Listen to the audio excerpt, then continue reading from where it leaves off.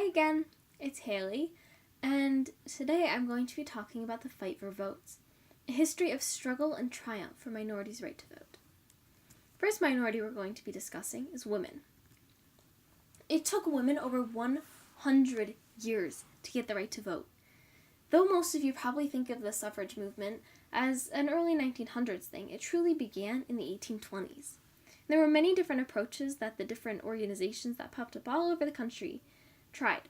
And this threatened the movement because they weren't consistent with what they were doing. They were all doing something different. During this time, most white men could vote.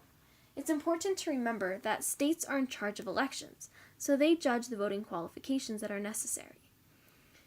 And the movement began to increase in speed and popularity and such in the 1850s. However, when the Civil War came about, it kind of got slowed down.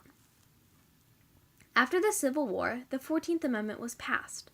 And in the 14th Amendment, the government defined citizens as male. So this means the 14th Amendment, as of that moment, does not apply to women. Thanks. Then we have the Seneca Convention in 1848. Elizabeth Cady Stanton and Lucretia Mott invited many different women and a couple men to go and discuss women's suffrage movements and what they were trying to achieve and, the normal. And they released this statement. We hold these truths to be self-evident, that all men and women are created equal, that they are endowed by their Creator with certain inalienable rights, that among these are life, liberty, and the pursuit of happiness. Now this might seem a little familiar, and that's because it's basically the Declaration of Independence. However, they added two really important words in there. And these words are, and women. So this is them saying, hey, look, we are just as equal as men. Therefore, we deserve these rights that you claim are inalienable. We deserve these rights that were given to us by God. Give us our rights, specifically the right to vote. However, the struggle still continues. The National American Women's Suffrage Association began, and that was headed by Elizabeth Cady Stanton at first. And the women began to change tactics. They switched from, we're the same, so we deserve to vote, to, yes, we're different. We deserve to vote, though. This is why we deserve to vote. The Western states were the first ones to jump on the train, and this is because they're not as deeply rooted in tradition. World War I also really helped the suffrage movement because it showed that women were just as valuable as men when they would help out with the war effort, and they were so helpful to the war effort that would have been impossible to win without them. So it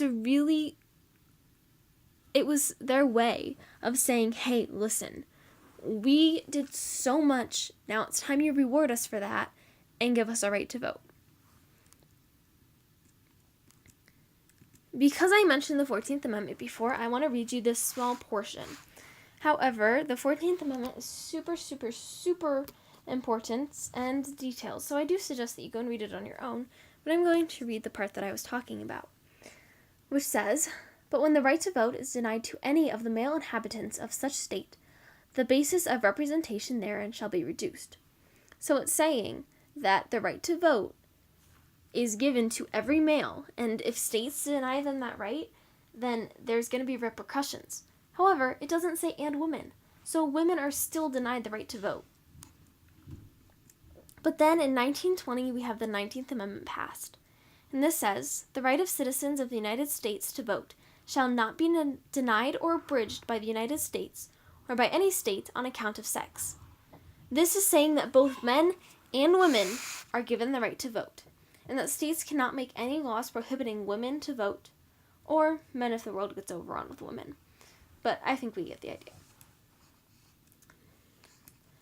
I did feel it necessary to mention that sometimes women's suffrage was promoted or lobbied for through racist reasons. I didn't want to ignore that side of it. I'm not saying the entire movement was corrupt, but I am just acknowledging that because you cannot fix the present by erasing the past.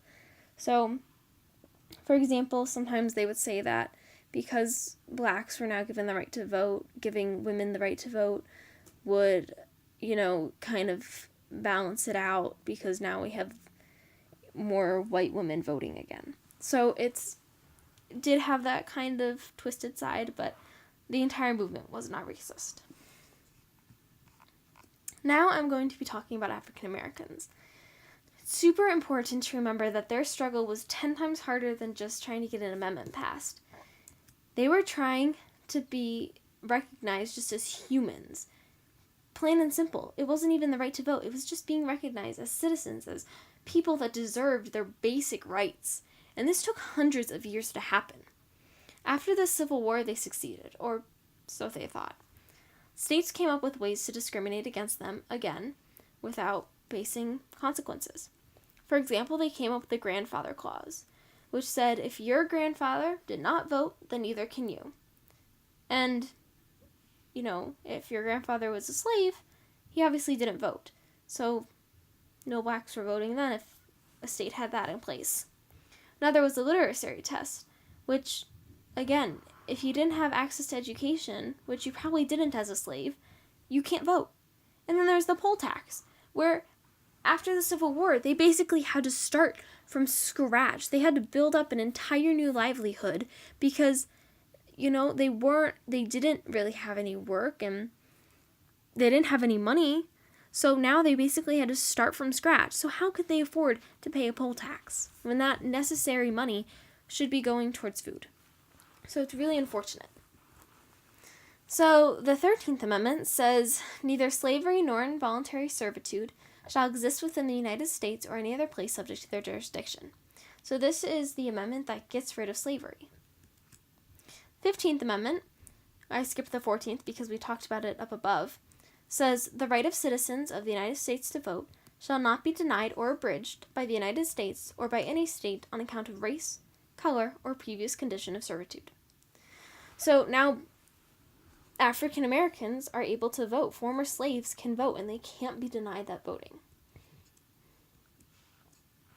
And then we have the 24th Amendment, which addresses the issue of poll tax and how states were using that to get African Americans to be ineligible to vote. It says, the right of citizens to vote shall not be denied or abridged by the United States or any state by reason of failure to pay any poll tax or other tax. So now that barrier is gone for federal elections. It mentions that specifically for federal elections. And this didn't come until 1964, where the other amendments came in the 1800s. So as you can tell, it was still a really long struggle to just be able to vote and not have any barriers in your way. But, yeah. And then just because, technically, young people, there's not that many of them, so I just figured I'd add this in. It says, the right of citizens of the United States who are 18 years of age or older to vote shall not be denied or abridged by the United States or any state on account of age. So this is just saying that 18-year-olds can vote, because before, the age was like 21 or something. So, however, this was during the Vietnam War, and people were like, wait, we can send these kids off into war where they're most likely to die, but they can't vote for the officials that are making these decisions to send them off to war? That's not right. So they changed it. However, I also want to mention that you see in almost all of these amendments the words by the United States or any state. So this is what applies all of these amendments to both the United States and all of the other 50 states. So both federal and the states. This is what's saying, hey, states, you're not getting out of this. And that's it. So, like I said, go vote, because somebody had to work really hard just to get that right. And if you want to make use of what they have given you, go vote.